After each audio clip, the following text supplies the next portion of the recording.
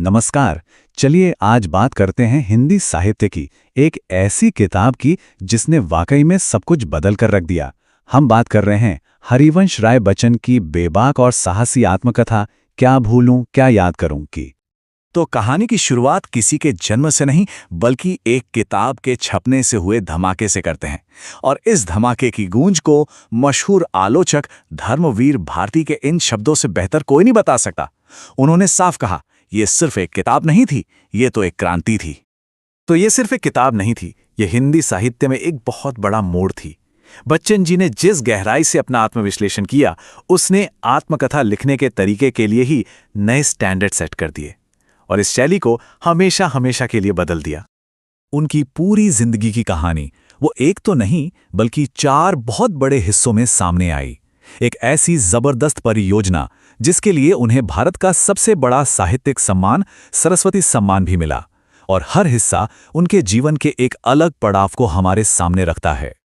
अब देखिए, किसी लेखक को अगर सच में समझना हो तो सबसे पहले उसकी जड़ों को, उसकी दुनिया को समझना पड़ता है ना? बच्चन जी हमें ठीक यही करने का मौका देते हैं। वो हमें अपने परिवार के सदियों पुराने इतिहास में ले जाते हैं। तो बच्चन की कहानी उनके जन्म से काफी पहले शुरू हो जाती है, उनके परिवार के सफर से, जो उनके पुश्तैनी गांव से शुरू हुआ और इलाहाबाद के उस शहर तक पहुंचा जिसने उन्हें बच्चन बनाया। ये सफर उनकी पहचान का एक बहुत जरूरी हिस्सा था। और ये कोई 1-2 पीढ़ी की बात नहीं थी। जरा सोचिए, उन्होंने अपनी याददाश्त और रिसर्च के दम पर 7 पीढ़ियों का इतिहास लिख डाला, अपने पूर्वज मनसा से शुरू करके, मतलब अपने परदादा के भी परदादा के बारे में लिखना। ये सच में कमाल है। अरे, उनका तो नाम भी अपने आप में एक कहानी है। एक तरफ पवित्र हरिवंश पुराण से मिला नाम हरिवंश और दूसरी तरफ बचपन का प्यार का नाम बच्चन, जो आगे चलकर पूरी दुनिया में उनकी पहचान बन गया। तो चलिए अब चलते हैं बच्चन के बचपन और जवानी के दिनों में। एक ऐसा वक्त जो गरीबी, गहरी आस्था और मजबूत उसूलों की भट्टी में तपकर तैयार हुआ था। और इन्हीं अनुभवों ने उस इंसान को गढ़ा जिसे हम आज जानते हैं। उनके पिता प्रताप नारायण इसी दुनिया की एक जीती जागती मिसाल थे। बड़े धार्मिक इंसान थे, लेकिन उनका तरीका भी देखिए। रामचरितमानस का पाठ वो जोर जोर से गाकर करते थे और गीता वो चुपचाप मन ही मन में चिंतन करते हुए पढ़ते थे। और ये सिर्फ पूजा पाठ की बात नहीं थी, उसूलों के भी पक्के थे। घर की नीलामी तक हो गई, इतनी गरीबी थी, लेकिन वो अपनी ईमानदारी से नहीं डिगे। यहां तक कि जब शहर में दंगे हुए तो उन्होंने लोगों को इंसानियत का पाठ पढ़ाया। इस किताब में उस दौर का एक और दर्दनाक सच सामने आता है। ये कहानी है उनके परिवार की 3 औरतों की, राधा, महारानी और बुद्धि। एक के बाद एक तीनों की जिंदगी में एक ही जैसी त्रासदी हुई। ये उस समय के समाज की एक बहुत ही मार्मिक तस्वीर है। और अब आता है इस किताब का वो हिस्सा जो इसे सच में सबसे अलग, सबसे क्रांतिकारी बना देता है। बच्चन जी हमें इंसानी रिश्तों की उन गहराइयों में ले जाते हैं जहां अक्सर पर्दे पड़े रहते हैं, जहां की बातें कोई करता नहीं। कहानी में एक मोड़ आता है एक शख्स के आने से। सत्यदेव परिव्राजक, वो एक घूमते फिरते विद्वान थे और उनके एक भाषण ने बच्चन की जिंदगी की दिशा ही बदल दी। बस ये एक भाषण सुनकर युवा बच्चन ने एक बहुत बड़ा फैसला कर लिया। उन्होंने उर्दू की पढ़ाई छोड़कर खुद को हिंदी के लिए समर्पित कर दिया। और ये फैसला सिर्फ उनका नहीं बल्कि हिंदी कविता के भविष्य का भी था।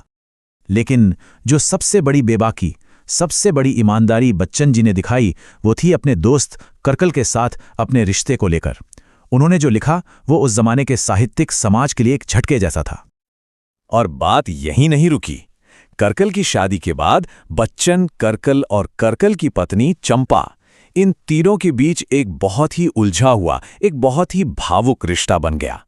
और बच्चन जी ने इस रिश्ते की हर परत को बिना किसी लाग लपेट के सबके सामने रख दिया।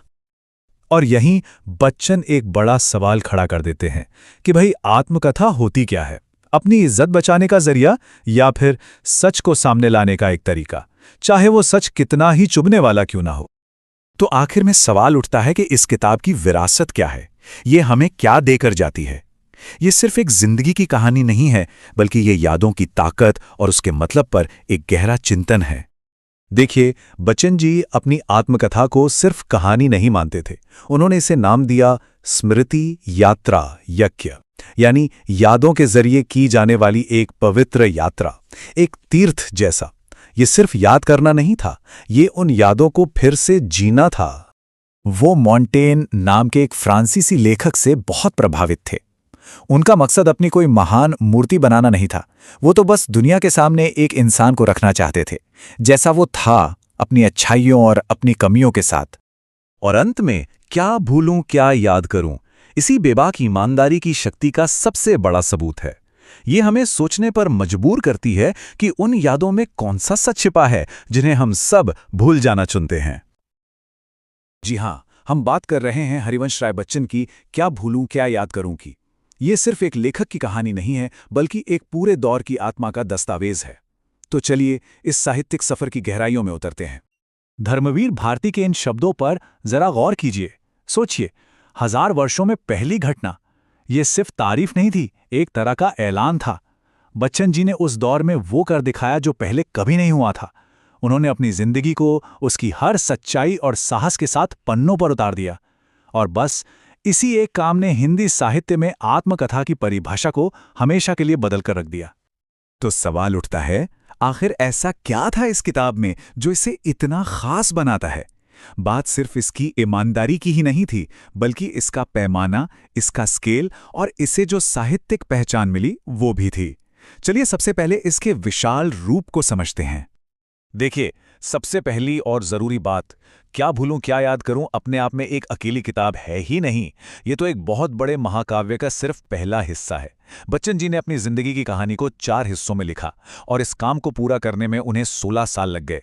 ये दिखाता है कि एक लेखक अपनी जिंदगी के लिए कितना समर्पित हो सकता है। तो ये सफर 1969 में क्या भूलूं क्या याद करूं से शुरू हुआ, फिर नीड़ का निर्माण, फिर और बसेरे से दूर से होता हुआ 1985 में 10 द्वार से सोपान तक पर जाकर खत्म हुआ। ये चारों हिस्से उनकी जिंदगी के अलग अलग पड़ाव दिखाते हैं और कमाल की बात यह है कि हर एक हिस्सा अपने आप में एक मुकम्मल किताब है। और हाँ, दशकों की इस मेहनत को, इस साहित्यिक तपस्या को पहचान भी मिली। बच्चन जी को इस पूरी आत्मकथा सीरीज के लिए भारतीय साहित्य के सबसे बड़े सम्मानों में से एक सरस्वती सम्मान दिया गया। और ये सम्मान मिलना अपने आप में इस किताब के कद पर एक पक्की मोहर लगा देता है। अब आते हैं उस सबसे जरूरी बात पर जो इस आत्मकथा की जान है, बच्चन जी का वो प्रण कि जो भी कहेंगे सच कहेंगे, बिना किसी लाग लपेट। देखिए, बच्चन जी के लिए ऑटोबायोग्राफी लिखना कोई शोहरत पाने या खुद की तारीफ करने का जरिया नहीं था। उनका मकसद बहुत सीधा, बहुत निजी और सच्चा था। वो बस अपने परिवार और दोस्तों के लिए अपनी जिंदगी की एक सच्ची तस्वीर छोड़कर जाना चाहते थे, ताकि उनके जाने के बाद भी लोग उन्हें वैसा ही जाने जैसे वो असल में थे। बच्चन जी की ये बात उनकी सोच की गहराई बताती है। वो कह रहे हैं कि अगर उन्हें दोबारा जीने का मौका मिले तो वो अपनी ही जिंदगी को उसकी हर गलती, हर कमी के साथ फिर से जीना चाहेंगे।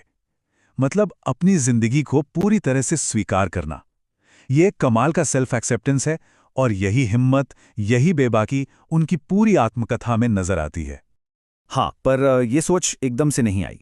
बच्चन जी 16वीं सदी के एक फ्रांसीसी लेखक मॉन्टेन से बहुत ज्यादा प्रभावित थे, जिन्हें पर्सनल एसेस का जनक माना जाता है। तो मॉन्टेन की ही तरह बच्चन जी भी मानते थे कि अपनी सच्चाई को पूरी ईमानदारी से लिखना यही तो साहित्य का एक बड़ा मकसद है। इस तरह उनका ये काम दुनिया भर की एक बड़ी साहित्यिक परंपरा से जुड़ जाता है।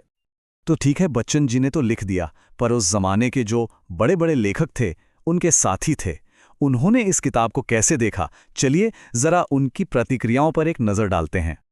हजारी प्रसाद द्विवेदी से लेकर रामधारी सिंह दिनकर तक, उस दौर का शायद ही कोई बड़ा नाम हो जिसने इसकी तारीफ न की हो। सबका मानना था कि यह सिर्फ एक इंसान की कहानी नहीं, बल्कि पूरे जमाने का आईना है। इसे हिंदी आत्मकथा साहित्य का शिखर तक कहा गया, और ये कोई छोटी बात नहीं थी। अच्छा, ये तो हुई वो बातें जो लोगों ने किताब के बारे में कहीं। अब थोड़ा किताब के अंदर झांकते हैं और देखते हैं कि बच्चन जी के विचार कितने गहरे थे। बच्चन जी के लिखने की एक खासियत थी, वो बड़ी गहरी बातों को बहुत सरल मिसालों यानी मेटाफर्स से समझाते थे। और इसका सबसे बेहतरीन उदाहरण है अकबर के हुक्के की कहानी। इससे वो संस्कृति और परंपरा के बारे में एक बड़ी बात समझाते हैं। कहानी कुछ यूं है कि बादशाह अकबर एक परिवार को एक बड़ा कीमती हुक्का तोहफे में देते हैं।